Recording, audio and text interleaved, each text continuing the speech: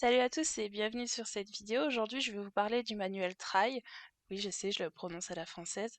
Moi, j'ai choisi de vous montrer le level N4 parce que c'est celui que j'ai fait évidemment, mais il existe du niveau N5 au niveau N1 également. Donc, si ça vous intéresse, vous pouvez regarder la vidéo même si vous n'êtes pas du même niveau parce que les leçons seront structurées de la même manière. Alors, sachez juste, pour ceux qui connaissent pas ce manuel, c'est qu'il est trouvable uniquement en anglais, peut-être dans d'autres langues, je ne sais pas, mais en tout cas pas en français. Mais bon, avec le peu de ressources qu'on a en français, en tout cas en termes de manuel, je trouve qu'il faut passer par là malheureusement, même si vous n'avez pas un bon niveau d'anglais. En tout cas, sachez que moi, j'ai vraiment pas du tout un bon niveau et je dois pu m'en sortir. De toute façon, si vous avez besoin, vous pouvez utiliser un traducteur tel que DeepL. Ça traduit très bien l'anglais pour vous en sortir. Et les explications sont vraiment pas compliquées à comprendre, donc ça reste quand même assez accessible. Donc ce manuel est composé de 11 leçons.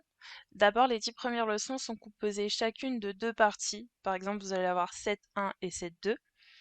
7.1, il va être composé par exemple d'un texte et un audio. Donc vous pouvez écouter d'abord l'audio, c'est peut-être plus intéressant, et ensuite voir si vous avez compris avec le texte. Dans le texte, vous avez les structures grammaticales que vous apprenez dans la leçon qui sont mises en gras. Du coup, vous pouvez tout de suite les repérer. Si vous les avez pas compris, du coup, en écoutant le texte, c'est normal parce que vous y êtes pas encore. Ensuite, chaque explication grammaticale mise en gras, vous allez avoir leurs explications à la suite. Donc d'abord, vous allez avoir une structure et un exercice pour voir si vous avez compris. Ensuite, ils enchaînent avec une autre structure grammaticale, un autre exercice, etc. Et ensuite, par exemple, la leçon 7.2, ça va être la même chose, sauf que ce qui est sympa, je trouve, c'est que c'est la continuité du texte que vous aurez commencé à écouter dans la leçon 7.1. Du coup, c'est toujours sympa que ça se suive. Et après, c'est la même chose, hein, vous avez une explication, un exercice, etc.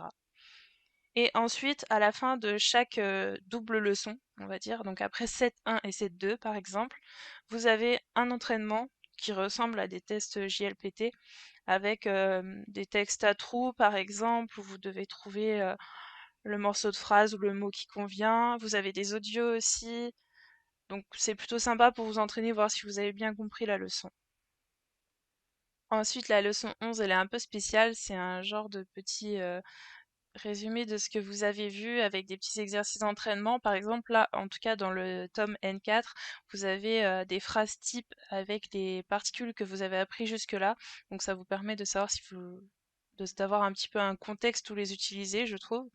Vous avez aussi des exercices, un récapitulatif des verbes transitifs, intransitifs, donc c'est toujours sympa. Après, j'imagine que selon le niveau que vous achetez, ce sera pas les mêmes résumés évidemment parce que vous n'aurez pas appris la même chose. Et l'avantage de ce livre, c'est qu'à la fin, pour terminer, après avoir terminé votre bouquin, ils vous mettent un exemple d'examen JLPT. Alors, du coup, vous avez une partie écrit, comme dans le vrai test. Vous avez une partie un petit peu compréhension, grammaire, lecture de texte. Et pour finir, vous avez de l'audio. Alors, c'est là où commencent les points négatifs, malgré que ça, ce soit pas dans tous les bouquins, c'est que je trouve ça dommage qu'ils aient fait un test JLPT et qu'ils n'ont pas respecté les barèmes de points. En fait, c'est expliqué nulle part comment vous devez compter vos points. Donc, du coup, personnellement, j'ai dû compter par nombre de questions.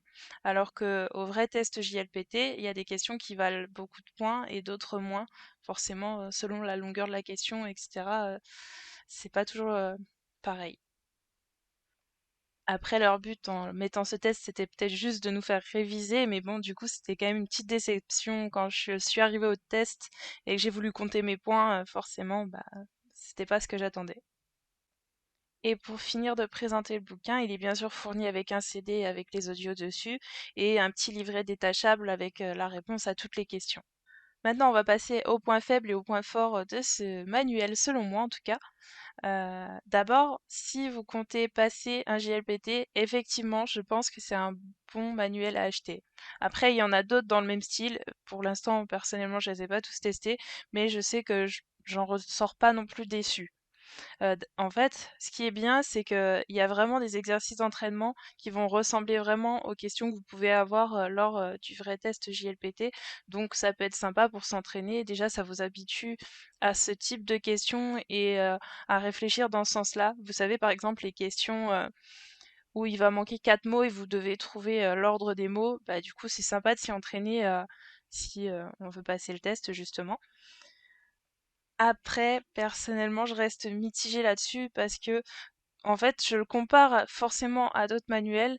J'ai l'habitude d'utiliser le Mina no Nihongo, sur lequel les exercices sont quand même beaucoup plus poussés.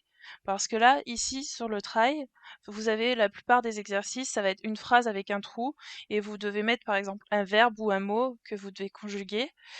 Et souvent même, il vous donne le verbe en question en forme masse ou en forme neutre. Et du coup, c'est super simple. Vous venez de faire la leçon, vous avez juste à le mettre dans sa forme et ça y est, vous avez fini l'exercice. Du coup, certes, d'un côté, c'est cool parce que c'est rapide, du coup, c'est peut-être motivant, mais je trouvais que je me suis pas assez entraînée en faisant ce manuel, en tout cas. Alors, du coup, d'un côté, j'ai trouvé les exercices trop faciles. Et de l'autre, j'ai trouvé que les audios étaient beaucoup plus compliqués que ce que j'ai l'habitude d'entendre dans d'autres manuels. Déjà, il y avait beaucoup de formes neutres et c'est vrai on en entend moins souvent peut-être dans d'autres manuels. Bon, d'un côté, c'est bien aussi de changer parce que quand on va arriver au Japon, on va pas parler qu'à des gens supérieurs à nous. Donc c'est cool aussi d'apprendre ça. Mais du coup, c'est vrai que ça m'a perturbée personnellement. Mais je sais pas si on peut dire que c'est un point négatif, que ce soit un peu difficile. Au contraire, ça nous entraîne. Mais comparé du coup à la facilité des exercices. Du coup, moi, j'étais assez troublée à chaque fois, mais voilà. Quand je vous dis ça, je vous parle bien des audios, des dialogues qui sont au début de chaque leçon, que j'ai trouvé un peu compliqués. Les autres audios qu'il y avait, par exemple, les audios qu'il y avait dans les entraînements, je les ai trouvés d'un niveau que je m'attends à trouver, en fait. Donc ça, à ce niveau-là, ça allait. On repart sur un point positif dans ce livre. Après certaines formes grammaticales, de temps en temps, vous aviez un petit encadré qui vous explique, par exemple, un contexte où ne pas utiliser la forme grammaticale que vous venez d'apprendre, ou de temps en temps, il vous donnait plus de détails ou une forme un peu plus complexe par rapport à ce que vous venez d'apprendre. Du coup, c'est plutôt sympa. Un point que je trouve positif aussi pour ce manuel, c'est que vu comme il est construit, en fait, vous n'êtes pas obligé de passer 3 heures dessus quand vous allez vouloir faire une leçon. Si par exemple vous n'avez pas beaucoup de temps le soir et que vous avez envie de travailler un peu votre japonais, vous pouvez par exemple faire que une ou deux structures grammaticales et vous arrêtez là. Vous n'êtes pas obligé d'aller au bout de la leçon d'un coup, contrairement à d'autres manuels qui vont peut-être vous forcer un petit peu à faire d'abord toute la partie grammaticale et ensuite tous les exercices regroupés. Ça peut être bien aussi, mais du coup, peut-être que pour les personnes qui auraient peut-être moins de temps pour étudier. Ça peut être sympa aussi de pouvoir se couper quand on veut. Et c'est pareil, c'est pas forcé de respecter tel jour d'apprentissage comme dans le Somatome par exemple. Un dernier point qui m'a plutôt embêté personnellement, mais je sais que c'est comme ça aussi dans le Shinkansen Master ou dans le Somatome, c'est que les exemples des explications grammaticales ne sont pas traduits, même pas en anglais, du coup, ils sont uniquement en japonais.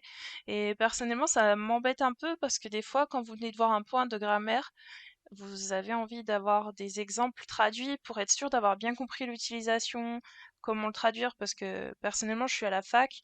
Du coup, savoir traduire bien les choses, c'est important pour moi parce qu'il y a des cours de traduction, forcément. Du coup, là, de temps en temps, c'est vrai que j'hésitais un petit peu, mais vu que j'utilise plusieurs manuels en même temps, du coup, certaines formes, je les revois ailleurs, donc c'est pas plus gênant pour moi. Mais c'est vrai que si vous utilisez qu'un bouquin et qu'il y a des trucs que vous n'arrivez pas à comprendre, c'est pas non plus très agréable. Mais je pense aussi que c'est dû à mon mauvais niveau d'anglais. Peut-être que ça m'a pas aidé à comprendre certains points, je ne sais pas. Pour finir, on va parler du prix. Donc, personnellement, il m'a coûté 35 euros. Vous le trouvez dans ces eaux-là environ sur à peu près tous les sites de toute façon. Je trouve que le prix reste assez raisonnable vu le contenu parce qu'il y a d'autres manuels à côté qui vous vendent en plusieurs tomes, un avec les kanji, un avec l'audio, un avec la compréhension écrite, etc. Du coup, là, vous avez tout de réuni dans un seul bouquin. Et en plus, vous avez un exemple de test JLPT, même si c'est vrai qu'il n'était pas construit comme je le voulais, mais ça reste un bon entraînement, je trouve, pour le prix. Parce que parfois, vous pouvez acheter des tests d'entraînement de JLPT et ça coûte 15 euros juste le test. Donc à côté de ça, là, pour 35 euros, vous avez vraiment un bouquin complet qui va vous amener au niveau que vous cherchez à atteindre. Pour conclure, malgré ces petits défauts, si vous avez l'intention de passer un JLPT, c'est un manuel que je vous conseille quand même.